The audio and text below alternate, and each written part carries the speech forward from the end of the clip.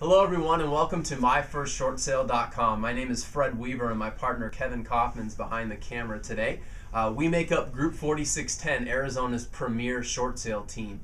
This is actually our second episode here at myfirstshortsale.com. We're excited to be bringing you this very new video blog, which is devoted to helping you as the consumer and the homeowner out there basically get a sense for what's really going on in the market and deciphering from some of these stories that are out there in the media around what's real and what's not real.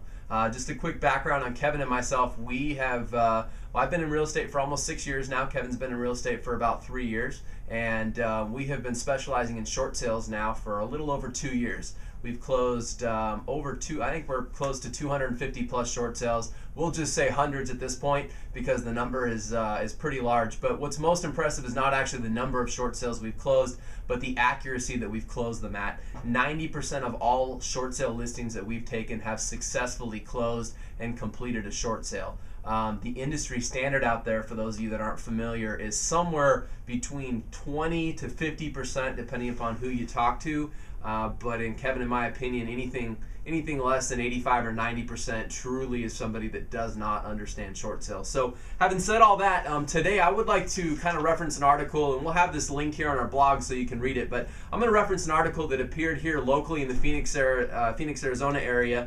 The article actually, I believe, was posted this past Monday, and it's in regards to the treasurer here in Phoenix in Arizona taking on what's called the short sale problem. So essentially this past Monday at the state capitol in Phoenix, Treasurer Dean Martin has addressed the problem that is so-called short sales. And the problem is, as Dean Martin says, that Arizona's recovery is based on the success of short sales. Well, first of all, I'm going to say that I'm not so sure that the entire housing problem is all revolving around short sales, but I am glad that the treasurer, that Dean Martin, is addressing this problem and is looking to improve on the short sale process.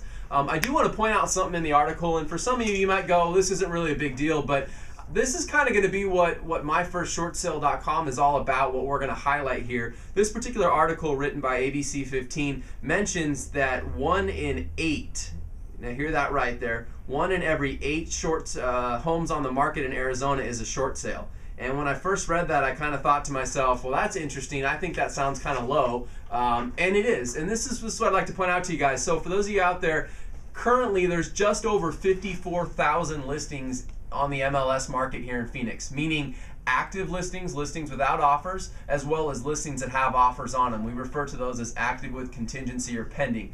54,000 homes that are on the market here in Phoenix, okay? Over 19,000 of them are short sale listings, folks. 19,000, and that's just the ones that are marked in the MLS system, what we call the multiple listing system, correctly.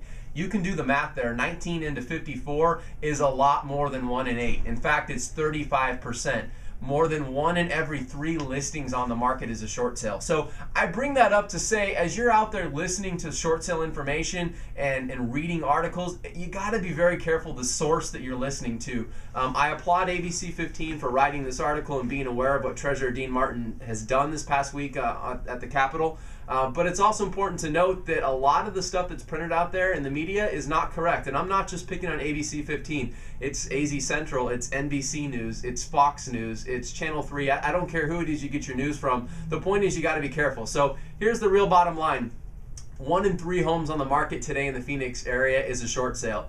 Dean Martin has it right. We do need to improve some things when it comes to short sales, but I'm going to say that the improvement needs to come from 2 ends. Number 1, the bank end, and number 2, the agent end. So Dean Martin's tackling the agent end. What's being proposed is that agents that list short sale properties should have to go through 15 hours of short sale training. So on the one hand, I applaud that and I say, you know what, that's great that they're actually going to require people to take short sale training, because believe me, I didn't start closing 200 short sales overnight. I learned the process and we became good at what we're doing. But on the other hand, the fear that I have out there is that an agent's going to go take 15 hours of training and they're all of a sudden going to think they're an expert, and then they're going to market to you as the homeowner as, I'm a short sale certified expert, by the state of Arizona, and I know how to do short sales. And the bottom line, guys, is it doesn't matter how much training you've got. It doesn't matter how many short sales your brokerage has closed. It doesn't matter how many classes you've been to. It's all about numbers. How many short sales have you closed? And more importantly, at what percentage rate have you closed them? So